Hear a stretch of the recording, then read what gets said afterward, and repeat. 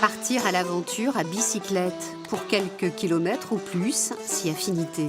Une tendance qui se décline en festival, histoire d'oser la petite reine. Beaucoup de gens n'osent pas partir à vélo en voyage en se disant que c'est compliqué. Et finalement, le fait de voir que non, il suffit de prendre son vélo et qu'il y a plein de choses possibles et que partir en voyage, c'est pas obligatoirement aller loin, ça permet aux gens finalement de se lancer et puis de découvrir le voyage à vélo.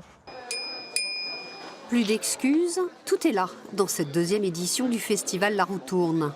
Expositions, films, conférences, professionnels de l'itinéraire se retrouvent entre la salle des fêtes et le moulin de Roques-sur-Garonne. Ici, le carnet de voyage de Nathalie et Jérémy, 6 mois à vélo en Inde. Le fait d'être à vélo, ça permet d'être beaucoup plus accessible pour rencontrer les gens. Ça fait qu'il n'y a pas de vitres à baisser, de barrières directes. Donc on est très proche tout de suite des gens. On peut même pédaler côte à côte avec une moto à côté et faire plusieurs kilomètres comme ça en discutant. C'est très souvent le début d'un échange, d'un thé, d'un repas.